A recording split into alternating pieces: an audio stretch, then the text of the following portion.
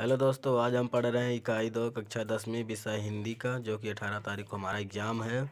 लेकिन हमने इकाई 1 का बना दिया है। आप लोग जाइएगा वीडियो में, वहाँ से चैनल में जाइएगा, फिर प्लेलिस्ट बनी हुई है वहाँ से देखिएगा, या फिर डिस्क्रिप्शन में मैं लिंक डाल दूँगा, वहाँ बस चेक करिएगा। तो इकाई 1 हमारा पूरा बन गया, उसी से पूरे क्वेश्चन आएंगे। चलिए हम इकाई 2 देखते हैं। 14 नंबर का मतलब इकाई 1 से कितने का आएगा मैं अभी बता दूँगा, 1 मिनट। इकाई 1 से आएंगे पूरा 17 नंबर का आएगा, जो कि हमने बना दिया है। और जो इकाई 2 है हमारा, इसमें भी 14 नंबर का आएगा इससे। तो चलिए इसका भी देखते हैं। जैसा कि शुरू में बताया है कि 1 अंक वाले 7 आएंगे, और 2 अंक वाले 2, 3 अंक वाले 1। चलिए देखते हैं। इनमें से हम सिर्फ ऑब्जेक्टिव पूरा पढ़ेंगे, बाकी के 2 नंबर और 3 नंबर वाले क्वेश्चन मोस्ट वाले देखेंगे। ठीक, चलिए देखते हैं। सही विकल्प क्या है? सर्वाधिक लोकप्रिय महाकाव्य है, तो कौन सा? तो दोस्तों हम इसका डायरेक्ट आंसर देखेंगे। जैसा इसका आंसर है रामचरितमानस। ठीक, सर्वाधिक लोकप्रिय महाकाव्य है तो रामचरितमानस। दूसरा है रामचरितमानस महाकाव्य के रचयिता हैं तो तुलसीदास। रामचरितमानस महाकाव्य के रचयिता हैं तुलसीदास। ठीक, तीसरा है रौद्र रस का स्थायी भाव होता है, तो रौद्र रस का स्थायी भाव होता है क्रोध है। ठीक, ये रस का है, ये ग्रामर है। चौथा, दोहा छंद में मात्राएं होती हैं तो कितनी होती हैं? 24। दोहा छंद में मात्राएं होती हैं 24। चौपाई छंद प्रकार है, चौपाई छंद प्रकार है तो कौन सा प्रकार है? मात्रिक छंद। ठीक, चौपाई छंद प्रकार है मात्रिक छंद। छठवां, श्रृंगार रस का स्थायी भाव होता है राति। ठीक दोस्तों, श्रृंगार रस का स्थायी भाव राति होता है। ये 1 नंबर वाले हैं जो कि बन जाने चाहिए, आसान रहते हैं। चलिए आगे देखते हैं। तो देख सकते हैं आप लोग। चलिए आगे देखते हैं। सतमा क्या है? सतमा है कि अबलो नसनी अब न नहसो पंक्ति में निहित रस भाव है तो कौन सा है? शांत रस। ठीक, अबलो नसानी अब न नसेहो पंक्ति में निहित रस भाव है शांत रस। ठीक, आसमा देखते हैं। रस के अंग या अवयव माने गए हैं। ठीक, जो रस का अंग होता है या अवयव माने गए हैं तो कितने वाले तो होते हैं? 4। जैसा कि रस 4 ही होते हैं। कितने? 4। ठीक, 4। 9वां है शब्दालंकार के प्रमुख प्रकार हैं तो कितने हैं? अनुप्रस्थ, यमक, श्लेष। ये हैं शब्दालंकार के प्रकार। ठीक, 10वां है छंद के प्रमुख तत्व माने गए हैं तो कौन है? 6 माने गए हैं। छंद के प्रमुख तत्व माने गए हैं 6, जो कि ये मोस्ट हैं, यही आएंगे पेपर में। चलिए देखते हैं। रिक्त स्थान,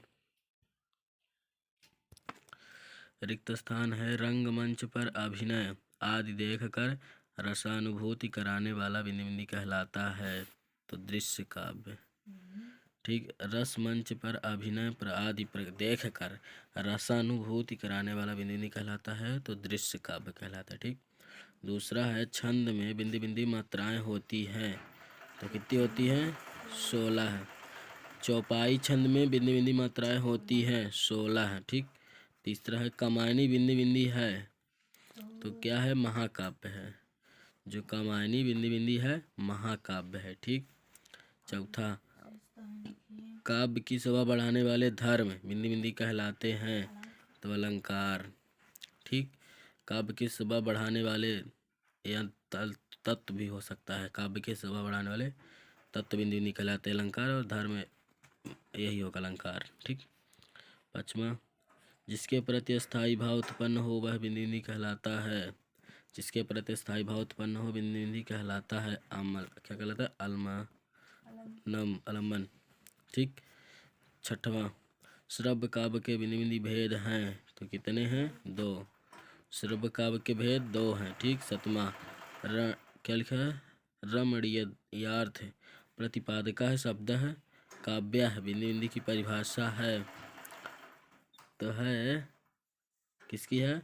पंडित राज जनन की। ठीक, जो कि इसमें नहीं दिया है।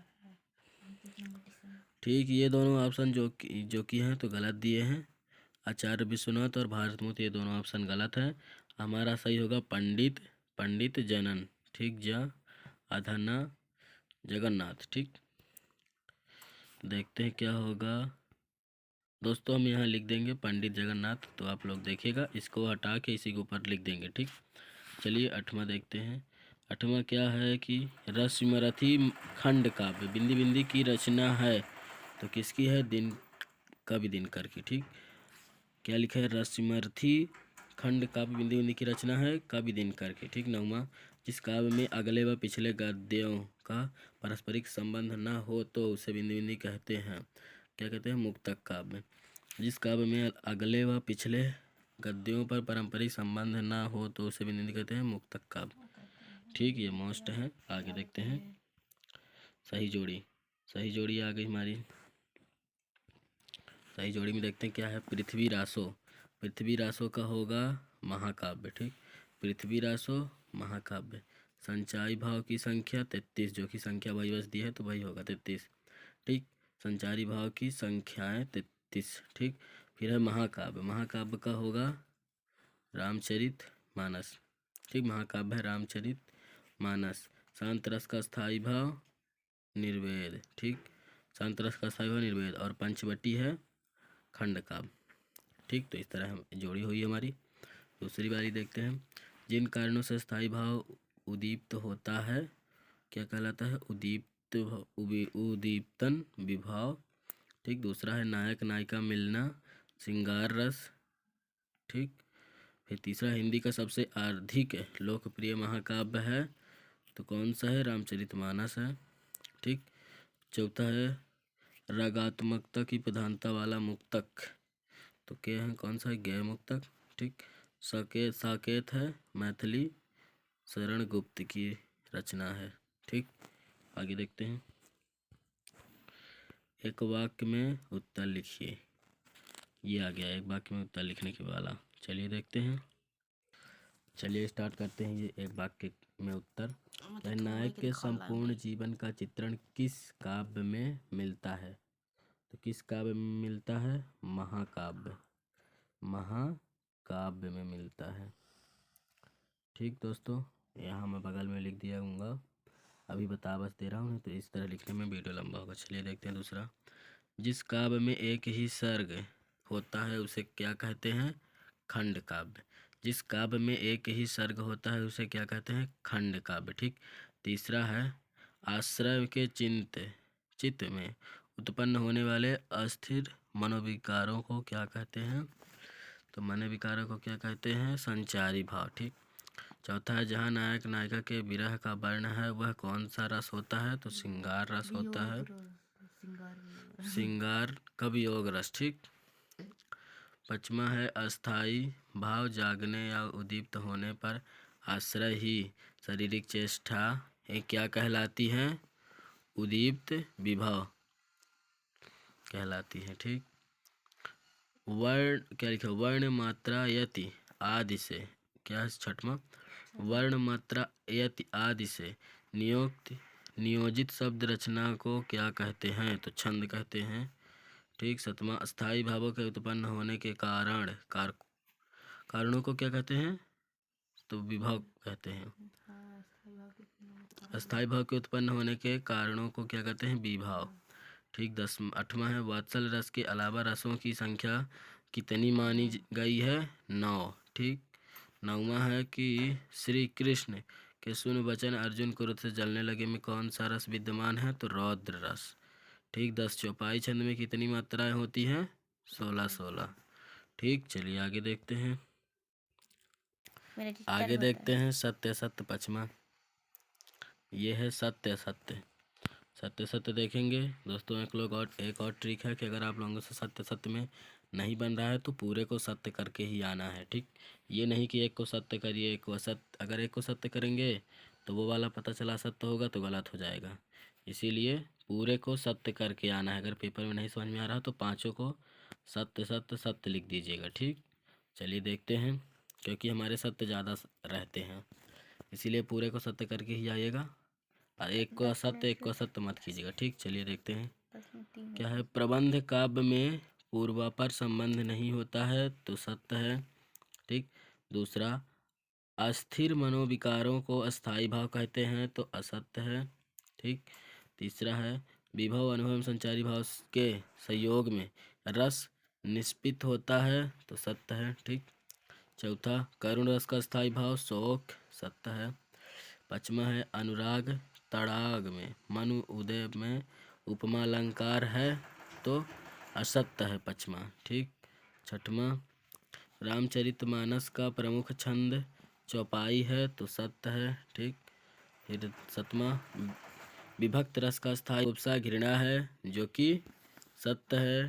ठीक। आठवां है, श्रृंगार रस का स्थायी भाव रति है, ये भी सत्य है। नौवां है कि खंड काव्य मुक्तक काव्य का एक भेद है, असत्य है। दसवां महाकाव्य प्रबंध काव्य का एक भेद है जो कि सत्य है। जैसा कि आप लोग यहाँ देखिए, अगर 5 आएगा तो 5 में से अगर हम पूरे को सत्य करके आएंगे तो हमारे कितने सही मिलेंगे? 3 नंबर हमें मिल जाएंगे। लेकिन अगर आप लोग इसे असत्य कर देंगे, इसे सत्य सत्य, तो इस तरह गलत हो जाएंगे। इसीलिए पूरे को सत्य करिएगा क्योंकि हमें 3 या 4 नंबर मिल ही जाएंगे। चलिए आगे देखते हैं। आगे है हमारा निम्नलिखित प्रश्नों के 30 उत्तर शब्द में उत्तर दीजिए। तो देखते हैं। तो दोस्तों हमारा पूरा हो मतलब 5वां क्वेश्चन तो हो गया। ऑब्जेक्टिव हो गए हैं 1 नंबर वाले, जो कि 1 नंबर के कितने आने वाले थे, एक बार और मैं बता देता हूँ, 7 नंबर के आने वाले थे। मतलब जो 1 अंक वाले वो 7 आने वाले थे, वो हमारे हो गए हैं। अब 2 अंक वाले देखेंगे। तो पहले एक बार हम क्वेश्चन पूरा आप लोगों को क्वेश्चन दिखा देना, फिर हम क्वेश्चन नहीं दिखाएंगे, बस पढ़ेंगे और आंसर देंगे। ठीक। ये देख लीजिए क्वेश्चन, ये हमारे क्वेश्चन है पहले से, दूसरा तीसरा। इसमें से हम 18 क्वेश्चन में कुछ क्वेश्चन करेंगे जो कि मोस्ट होंगे या लगभग पूरा कर लेंगे समझ के। चलिए ये तीसरे का भी करेंगे। तो हमारे इतने ही क्वेश्चन है, तो चलिए इन सब के आंसर देखते हैं। मैं क्वेश्चन ना दिखाऊंगा, क्वेश्चन सिर्फ पढ़ूंगा, आप लोग को आंसर बताऊंगा। ठीक। चलिए देखते हैं। तो दोस्तों ये हमारा लिखा है, जैसा कि ऊपर लिखा है, काव्य की परिभाषा। ठीक। यही है, छंदबद्ध रचना वाक्य कहलाती काव्य कहलाती है। आचार्य विश्वनाथ ने काव्य की परिभाषा करते हुए लिखा, काव्यम रसात्मक काव्यम। आचार्य रामचंद्र शुक्ल के अनुसार कविता से श्रुति के साथ हमारे रागात्मक संबंधों की रक्षा और निवास का साधन है। वह इस जगत के आनंद रूपों, आनंद व्यापारों और आनंद चेष्टाओं के साथ हमारे मन की भावनाओं को जोड़ने का कार्य करती है। ठीक दोस्तों, ये पहला थोड़ी इस तरह का, तो अगर आप लोग को अच्छा लगे तो याद कीजिए, वरना छोड़ दीजिए, कोई दिक्कत नहीं है। क्योंकि इतने सारे क्वेश्चन, इसमें से मतलब ज़्यादातर आने हैं 3, कितने आने हैं 1 मिनट थोड़ी में देखना, आने हैं दोस्तों इसमें से 2 नंबर, 2 नंबर के 2 क्वेश्चन। तो आप लोग को जो सरल लगेगा वही याद कर लीजिएगा। ठीक। चलिए देखते हैं। फिर इसी में पूछा है, वह काव्य के मुख्य भेद। तो जैसे काव्य के मुख्य भेद नीचे लिखा है, श्रव्य काव्य और दृश्य काव्य। ठीक दोस्तों, ये वो पहला। अब दूसरा क्या है, शैली के दृश्य से काव्य के भेद लिखिए। ठीक दोस्तों, तो ये इसमें नहीं दिया है पर मैं इसको बता रहा हूँ कि उसका है पद्य काव्य और गद्य काव्य और चंपू काव्य, मतलब 3 है। शैली के दृश्य से काव्य के भेद लिखिए, तो पद्य काव्य, गद्य काव्य और चंपू काव्य। ठीक दोस्तों, 3 है। मैं इसका आंसर जैसा कि दिखाई दे रहा है। तो जैसा कि दोस्तों हमारा तीसरा क्वेश्चन है प्रबंध काव्य, मतलब उसमें क्या पूछा है, प्रबंध काव्य की भाषा और उदाहरण। तो जैसा कि आप लोगों को यहाँ दिखाई दे रहा है, ये प्रबंध काव्य है। प्रबंध काव्य वह काव्य रचना कहलाती है जिसकी कथा श्रृंखलाबद्ध होती है, इसके छंदों का संबंध पूर्वापर होता है। ठीक। यही हमें लिखना है प्रबंध काव्य की परिभाषा। ठीक। प्रबंध काव्य की परिभाषा होगी, वह उदाहरण सहित लिखिए। उदाहरण इसका होगा रामचरितमानस। ठीक दोस्तों, उदाहरण है रामचरितमानस। अगला क्वेश्चन देखते हैं। क्वेश्चन हमारा चौथा क्या है, मुक्तक काव्य की परिभाषा उदाहरण सहित लिखिए। ठीक दोस्तों, प्रबंध पूछा था, अब मुक्तक पूछ रहा है। चलिए देखते हैं। तो दोस्तों जैसा कि आप लोगों के यहाँ दिखाई दे रहा है, मुक्तक काव्य। ठीक। ये हमारा क्या हुआ, मुक्तक काव्य। मुक्तक काव्य में प्रत्येक छंद स्वयं में पूर्ण होता है, पूर्वापर संबंध से मुक्त होता है। बिहारी सतसई के दोहे, कबीर की साखी मुक्तः काव्य हैं। ठीक दोस्तों, ये उसमें दिखा है, सूर्य एवं मीरा। ठीक। यही हमारे मुक्तक काव्य की जो छंद है ना, यही उसकी परिभाषा है, जैसा कि दिख रहा है। आप लोग को इतना याद करना है। ठीक। आगे देखते हैं। ठीक दोस्तों, इसका उदाहरण होगा सूर एवं मीरा के पद, मुक्तक काव्य का ये उदाहरण है। आगे देखते हैं। तो दोस्तों हमारा क्वेश्चन 5वां है, प्रबंध काव्य के प्रमुख भेदों के नाम लिखिए। जैसा कि इसमें क्या हो, 2 जो वो है ना, महाकाव्य और खंड काव्य, यही 2 उसके भेद हैं। ठीक, महाकाव्य और खंड काव्य भेद है, जैसा कि यहाँ दिखाई दे रहा है। चलिए आगे देखते हैं। तो दोस्तों ये जैसा कि आप लोगों को महाकाव्य की परिभाषा क्या है, छठवां क्वेश्चन है महाकाव्य की परिभाषा उदाहरण सहित लिखिए। ठीक है, क्वेश्चन होगा महाकाव्य की परिभाषा। तो महाकाव्य में किसी महापुरुष के समस्त जीवन की कथा होती है, जिसमें कई कई सर्ग होते हैं। मूल कथा के साथ प्रासंगिक कथाएं भी होती है। महाकाव्य का प्रबंधक रस, वीर अथवा शांत होता है। ठीक दोस्तों, ये उसकी परिभाषा है, जैसा कि आप लोग दिखाई दे रहा है। ठीक, अब इसमें क्या पूछा है, महाकाव्य की परिभाषा उदाहरण सहित लिखिए। उसका उदाहरण होगा रामचरितमानस। ठीक दोस्तों, उदाहरण ये होगा और परिभाषा जैसा कि आप लोगों को दिखाई दे रहा है। ठीक, चलिए आगे देखते हैं। तो दोस्तों जैसा कि आप लोगों को खंड काव्य का उदाहरण मतलब खंड काव्य दिखाई दे रहा है। खंड काव्य में जीवन का खंड चित्रण होता है। इसका नायक यशस्वी होता है। सीमित कलेवर में इसकी कथा अपने आप में पूर्ण होती है। यही हमारा है खंड काव्य। जैसा क्वेश्चन है, खंड काव्य से आप क्या समझते हैं, उदाहरण सहित लिखिए। ये हुई उसकी परिभाषा, क्या समझते हैं हमने बता दिया। और इसकी मतलब उदाहरण बोला है तो उदाहरण सहित लिखिए। उदाहरण है जानकी मंगल तुलसीदास। ठीक दोस्तों, क्या है, जानकी मंगल तुलसीदास, जैसा कि आप लोग को स्क्रीन में दिखाई दे रहा है। ठीक, चलिए आगे देखते हैं। तो जैसा कि दोस्तों हमारा क्वेश्चन 7 हो गए हैं। अब 8वां है आख्यान गीतिया से आप क्या समझते हैं, उदाहरण सहित लिखिए। तो इसका होगा कि आख्यान गीतिया क्या है, पद्यबद्ध है। पद्यबद्ध कहानी को आख्यान गीत कहते हैं। ठीक, पद्यबद्ध जो कहानी है उन्हीं को ही आख्यान गीत कहते हैं। इसमें शौर्य, पराक्रम, त्याग, प्रेम, करुणा जैसे भावों का चित्रण होता है। ठीक, यही हमारी आख्यान गीत की परिभाषा है। ठीक, जैसा कि क्या पूछा है, आख्यान गीत से क्या तात्पर्य। ठीक, उदाहरण सहित उदाहरण इसके होंगे रंग में भंग, मैथिली शरण गुप्त की है। ठीक, रचना। तो दोस्तों क्वेश्चन हमारा 12वां है रस के प्रमुख अंग अथवा अवयव के नाम लिखे। तो जो रस का अंग है और अवयव वो दोनों, अथवा रस का अंग अथवा अवयव, अगर रस का अंग पूछेगा तो भी वही लिखना है, अगर रस के प्रमुख अवयव पूछेगा तो भी वही लिखना है।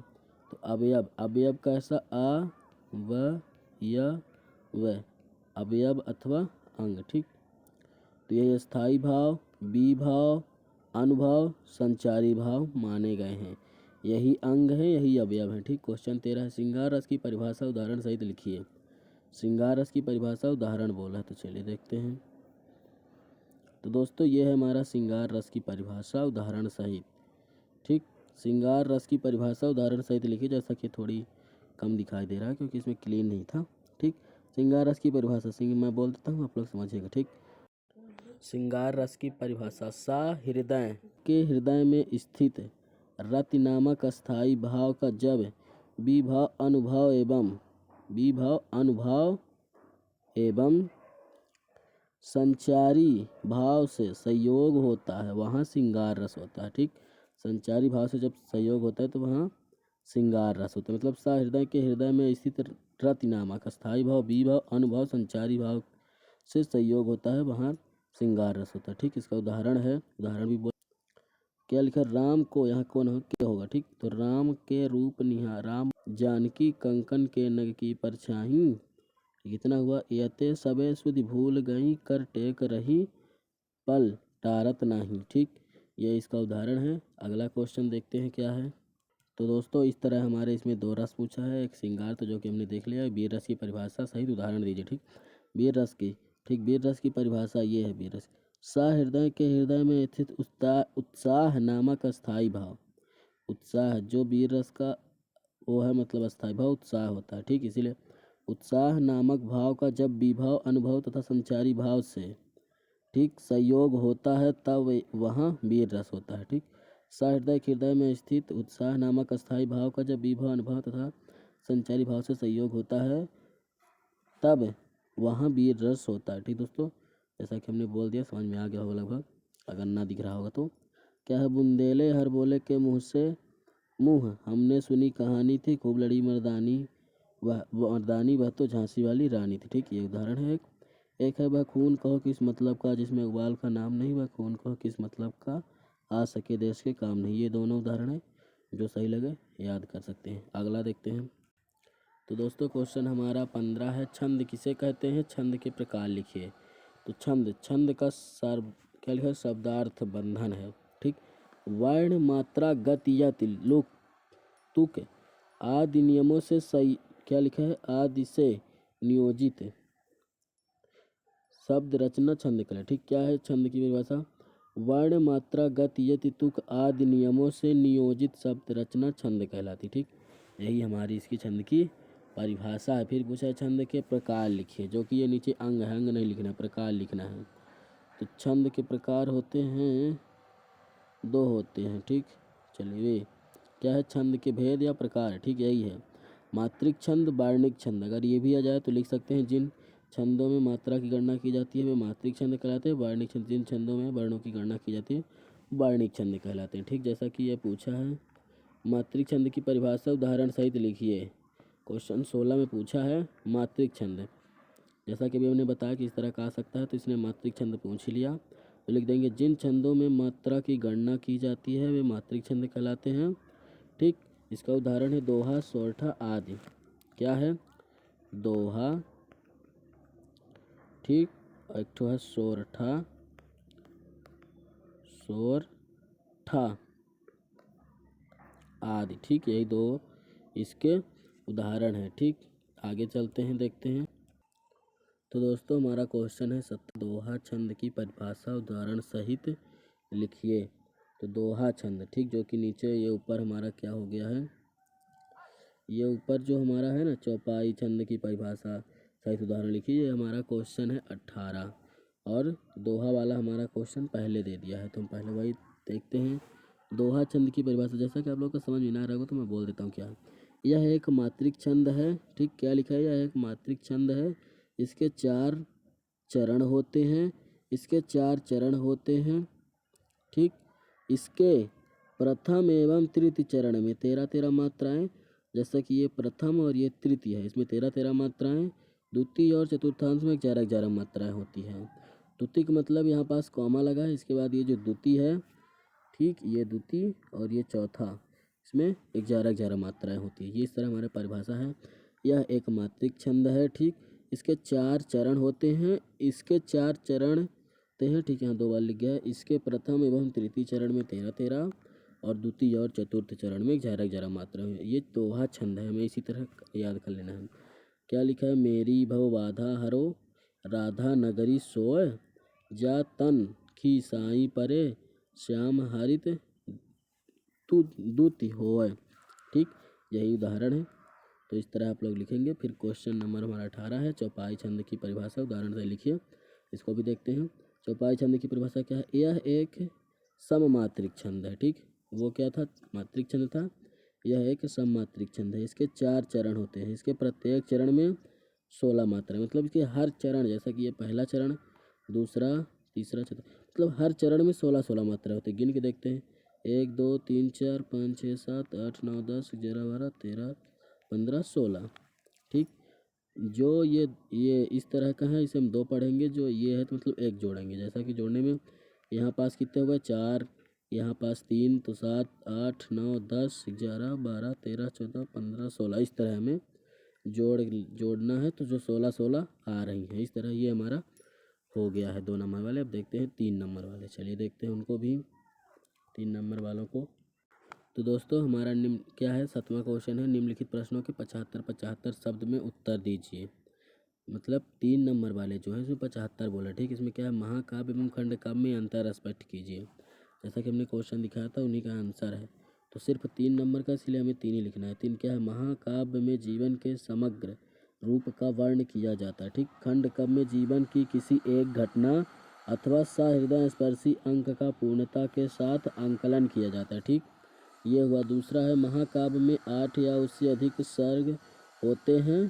ठीक, खंड काव्य एक स्वर्ग में होता है। ठीक, ये महाकाव्य का नायक धीरोदात्त उदार एवं महान होता है। ये खंड काव्य के लिए यह आवश्यक नहीं है। ठीक, यही है तीनों। तो मैं इसको और जूम करके दिखा देता हूँ।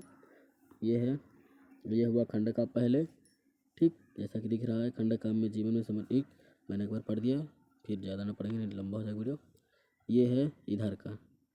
ठीक, अब इसे डाउन करके देखते हैं। ये हुआ पूरा। ठीक, अब अगला क्वेश्चन क्या है? पाठ्य मुक्त एवं गैर मुक्त में अंतर लिखे। ठीक दोस्तों, इसको हम नहीं लिख रहे हैं क्योंकि आएगा एक ही, तो हम 4 याद कर लेंगे, जो कि वही 5 ही थे, तो 5 में हम 4 याद कर लेंगे तो आ जाएंगे। ठीक, देखते हैं अगला। फिर हमारा ये दूसरा है, कौन सा है, मात्रिक छंद एवं वार्णिक छंद में अंतर लिखिए। तीसरा है और हमारा अंतर दूसरा। इनमें से जो हम 4 अंतर बता रहे थे, इसमें से 101% एक अंतर आप लोगों को देखने को पेपर में मिल जाएगा। ठीक, क्या है, मात्रिक छंद एवं वार्णिक छंद में अंतर। यह है मात्रिक छंद, यह है वार्णिक छंद। मात्रिक छंद में मात्रिक छंद में मात्रा का निर्धारण यथा विधि रहता है। ठीक, वार्णिक छंद में वर्णों का नियमन रहता है। ठीक, इस तरह पहला हुआ। दूसरा देखते हैं और ऊपर करके। ठीक, 3 है तो हमें 3 ही लिखना है, बट मैंने 4 बता दिया है। जो सरल लगे वही 3 कर लीजिएगा। ठीक, क्या है, मात्रिक छंद की प्रत्येक पंक्ति में लघु और गुरु मात्राओं का एकत्र क्रम नहीं रहता है। ठीक, क्या लिखा है, एकता क्रम नहीं रहता है। और ठीक, वार्णिक छंद की प्रत्येक पंक्ति में गण क्या लिखा है, विधान का क्रम एक सा रहता है। ठीक दोस्तों, इसमें यहाँ पास एक सा है, मेरे को भी नहीं समझ में क्या था। एक सा है, क्या है, मात्रिक छंद की प्रत्येक पंक्ति में लघु और गुरु मात्राओं का एक सा क्रम नहीं रहता है।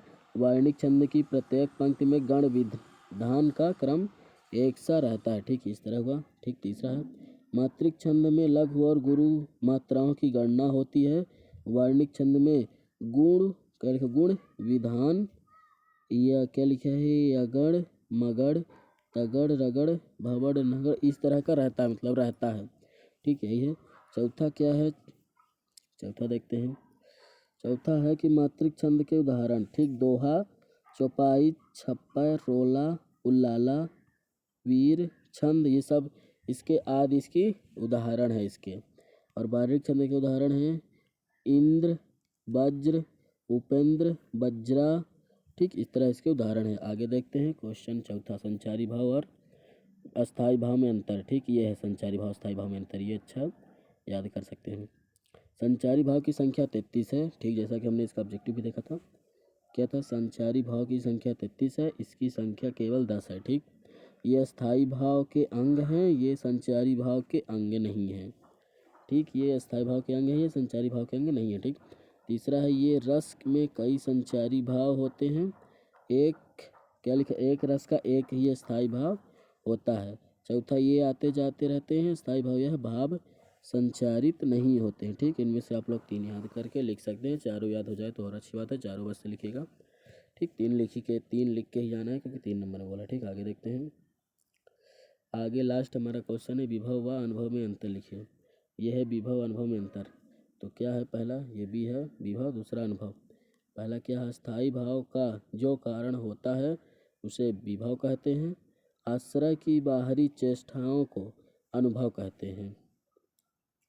मतलब कि स्थायी भाव का जो कारण होता है उसे विभव कहते हैं, और आश्रय की बाहरी चेष्टाओं को अनुभव कहते हैं। ठीक, पहला हुआ। दूसरा है, विभव के 2 प्रकार होते हैं, अनुभव के 4 प्रकार होते हैं। प्रकार भी बनता है तो लिख दीजिएगा। तीसरा, क्या लिखा है, तीसरा, माता को देखकर हृदय में वात्सल्य का उमड़ना विभाव है। ठीक, विभव, माता को देखकर हृदय में वात्सल्य का उमड़ना विभाव है। माता को देखकर बच्चों की शारीरिक क्रिया जैसे गले लगना अनुभव कहलाता है। ठीक दोस्तों, इस तरह हमारा अंतर समाप्त हुआ और हमारी इकाई 2 भी समाप्त हुई। इनमें से अगर आप लोगों जितना मैंने बता दिया, अगर आप लोग इसमें पूरा कर लेते हैं तो आप लोगों को 14 अंक मिलना निश्चित हो जाएगा। ठीक, तो दोस्तों इकाई 1 हमने बना दी है, उसका बस देखिएगा, डिस्क्रिप्शन में लिंक रहेगी। तो दोस्तों इस तरह चैनल को सब्सक्राइब अवश्य कीजिएगा इस तरह के वीडियो पाने के लिए। मॉडल पेपर मैं क्यों नहीं बना रहा, क्योंकि उनमें से आएंगे कुछ ना आएंगे। ये इकाई जो ये प्रश्न बैंक है, इसमें से जो इकाइयाँ हैं इनमें से अवश्य आएंगे। ठीक, तो गणित का भी बनाएंगे, हर एक सब्जेक्ट का बनाएंगे। तो दोस्तों चैनल को सब्सक्राइब अवश्य कीजिए, अपने दोस्तों के साथ शेयर कीजिए, तब कीजिए। अगला वीडियो पाने के लिए चैनल को सब्सक्राइब अवश्य कीजिए। धन्यवाद वीडियो देखने के लिए, और हर सब्जेक्ट की तैयारी हम कराएंगे। चलिए, तब तक अगले वीडियो में मिलते हैं।